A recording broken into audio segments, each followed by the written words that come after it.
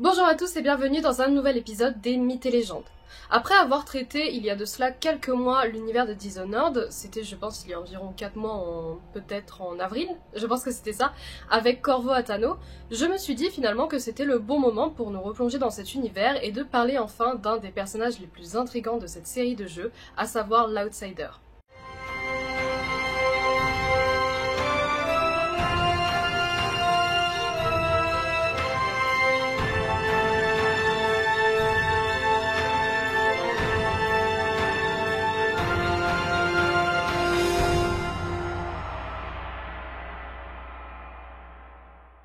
Ce qu'il faut savoir avant qu'on commence, c'est que l'Outsider en lui-même m'a posé, avant même le début de la vidéo, des petits problèmes, entre guillemets, parce que, en fait, je savais pas dans quoi le catégoriser.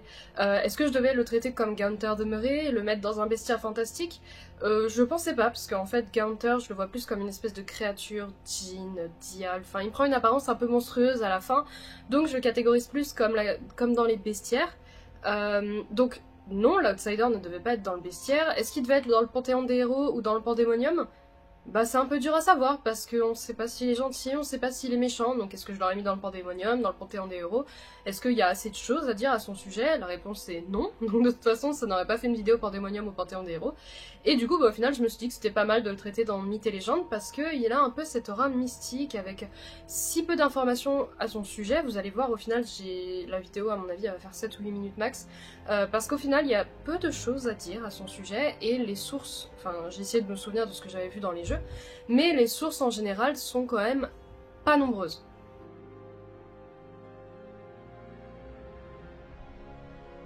Avant de vous parler de l'histoire de l'Outsider et de ce qu'il est advenu de lui dans les jeux, je vais d'abord vous parler d'un concept important de Dishonored qui est le grand vide. Alors c'est un petit peu important pour moi du coup de vous parler de ça avant de vous parler de l'Outsider, parce que l'Outsider comme le grand vide sont deux concepts qui sont fortement indissociables. Delilah Copperspoon décrira cet endroit comme étant indescriptible, à la fois infini et nulle part, qui change en permanence mais reste aussi constant. Le vide, c'est une dimension parallèle dans laquelle flottent des îles avec de nombreuses représentations de créatures du monde réel, naviguant dans les airs et flottant continuellement. Le grand vide est un endroit qui accueille et recherche une entité divine, et vous l'aurez deviné, l'Outsider est l'une de ces divinités. Il n'a cependant pas été le premier à occuper le grand vide, et de nombreuses entités divines ont résidé dans cet endroit. Parfois un long moment passait entre deux dieux, et parfois le temps était très court. On ne sait cependant pas ce qui détruit les entités précédentes, bien qu'on connaisse certains moyens de le faire. Il est tout à fait possible de rejoindre le grand vide pour certaines personnes, notamment par le biais des rêves, mais également quand celui-ci converge à de rares occasions avec le monde réel. Les hôtels de l'Outsider servent également de lien de passage.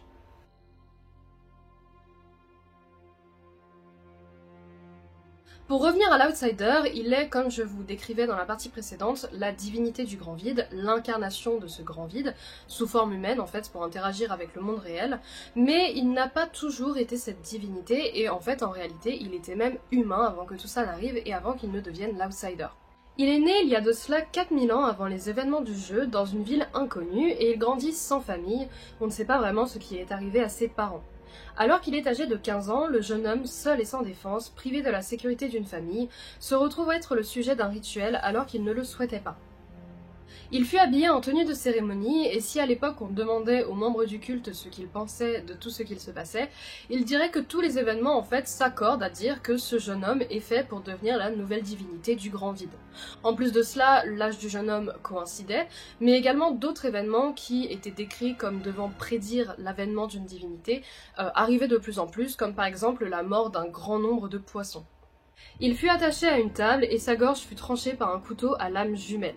Son âme fut alors entraînée et fusionnée avec le grand vide, pendant que son corps restait dans la partie du grand vide où la cérémonie avait eu lieu.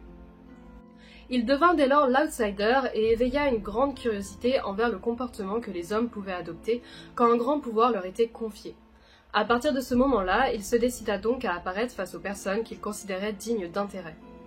Actuellement, les personnes connues dont il a fait la rencontre sont Corvo Attano, Pierrot Joplin, Mamie Chiffon, Dowd l'assassin, Delilah l'antagoniste du deuxième jeu, Emily Kaldwin la fille de Corvo Attano et Billy Lurk, le personnage principal de La mort de l'Outsider.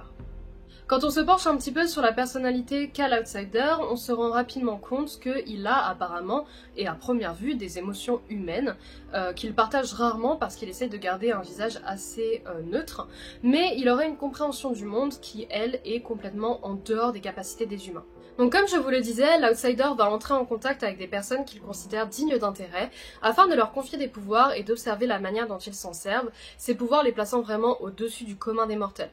En plus de ça, on a pu observer l'apparition du culte de l'Outsider, ainsi que de nombreuses personnes essayant de rentrer en contact avec lui, mais cela ne suffit pas vraiment en fait à susciter l'intérêt de l'Outsider, même quand cela vient de personnes illustres comme Anton Sokolov, qui est un immense scientifique de l'Empire des Îles, et qui a du coup essayé de contacter l'entité. Cependant, l'Outsider dira même à son sujet que si jamais il souhaitait entrer en contact avec lui, il n'avait qu'à être un petit peu plus intéressant. Et finalement, l'Outsider semble être une entité vraiment profondément neutre, qui ne porte en fait aucun jugement sur les actions des personnes sur lesquelles il appose sa marque. Il ne va vraiment pas décider si ce qu'ils font est bien ou mal, et il va en fait juste se contenter d'observer. En plus de ça, il est dit qu'il est à l'origine de toute la magie de ce monde.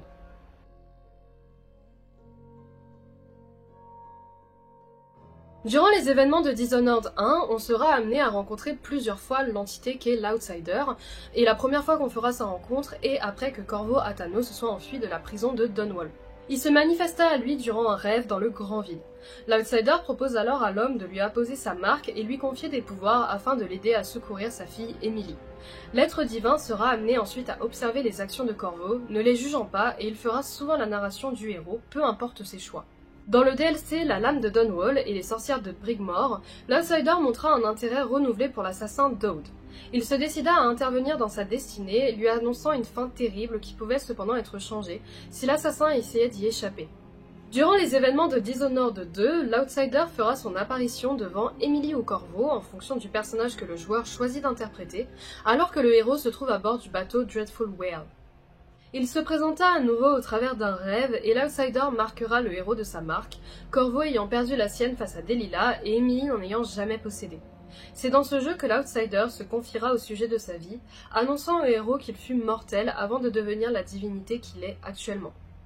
Dans ce jeu, il fut davantage présent auprès du héros, l'assistant et lui donnant des conseils, voire discutant avec lui.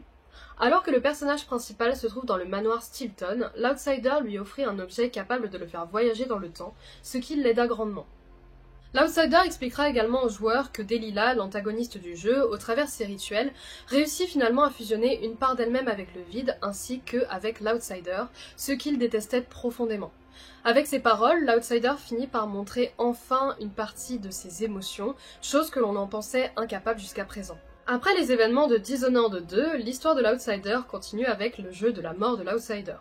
Dedans, on retrouve l'assassin Dowd ainsi que Billy Lurk, qui souhaitent ensemble le détruire. Toujours fidèle à son idée de neutralité, l'Outsider ne tentera pas de les en empêcher et il les aidera même dans leur quête. Billy réussit au terme de son aventure à localiser le corps originel de l'Outsider et dès lors deux choix s'offrent à elle, le tuer ou le libérer. Dans la première option, l'Outsider est tué et le grand vide se retrouve à nouveau sans Dieu. Dans la deuxième option, Billy réussit à convaincre Dowd de murmurer à l'oreille de l'Outsider son réel nom, ce qu'il fait. L'Outsider est ainsi libéré, devenant à nouveau mortel, et Billy parvint à l'emmener en dehors du grand vide, lui donnant la possibilité de vivre enfin la vie d'humain dont il avait été privé. We let you live. I can take you out of here. These eyes were closed for centuries, and I saw everything. Bound here, I walked through the minds of generations. And now... You're free. I can't take back what was done to you all those years ago. No more than I can take back what was done to me. But now you have a chance to be something new. To be something better. It must be strange knowing what you know. Seeing with old eyes all the secrets of the world. We've both seen the worst in people's hearts. But in the end, I gave Dowd peace. And maybe you can find some too. Pour ma part, l'Outsider, c'est vraiment un personnage que j'avais beaucoup apprécié quand j'avais joué au jeu Dishonored, parce que justement il y avait ce côté de neutralité qui était vraiment hyper intéressant, je trouve, et en lui-même, sa présence dans le grand vide, sa manière dont il interagit avec Corvo ou Emily, je la trouve vraiment très intéressante, donc c'est un personnage sur lequel j'avais hâte de me pencher pour une de mes vidéos. Mais vous voyez, au final, on en sait relativement peu à son sujet. Ce que je vous ai dit là dans la vidéo, c'est vraiment tout ce que j'ai trouvé en fait. J'ai retiré quelques éléments que je trouvais pas forcément intéressants, mais une bonne partie des informations viennent d'ailleurs des développeurs du jeu. Donc les informations sont même pas forcément données dans le jeu, vous voyez, donc c'est quand même un petit peu délicat. Toujours est-il que je trouve que c'est un personnage vraiment intéressant, et même si j'ai pas fait la mort de l'Outsider, le dernier jeu, parce que j'en avais pas entendu que du bien, et que je voulais refaire les autres jeux avant, de voir qu'il y avait la possibilité de le libérer, quand j'ai lu ça, j'étais plutôt contente de voir ça, vu la destinée qu'il a eue, donc voilà. Donc l'Outsider, j'ai pas grand chose finalement à dire à son sujet, de mon avis à moi, à part que j'ai vraiment beaucoup aimé sa présence, le chara design est top et ses interventions sont géniales. Donc voilà, c'est à peu près tout ce que j'ai à dire sur ce personnage au final. Merci à tous d'avoir regardé cette vidéo du coup sur Dishonored. Je vais voir quelle vidéo je ferai sur cet univers prochainement, parce que je commence à avoir traité vraiment les thèmes qui me plaisent le plus, mais il y a encore beaucoup de choses à dire au final, donc je vais évidemment revenir sur cet univers. J'espère que ça vous a plu. Si c'est le cas, n'hésitez pas à mettre un pouce, un commentaire, à partager la vidéo, ça me fait toujours plaisir de vous voir en commentaire mettre vos petites remarques, c'est vraiment toujours très intéressant. Et n'hésitez pas à mettre vos suggestions pour les prochains mythes et légendes, Vessirs fantastiques, Panthéon, Pandémonium, etc. Je note vraiment tout ce que vous m'écrivez. Et en attendant, écoutez, moi je vous dis à la prochaine pour une autre vidéo. Ciao!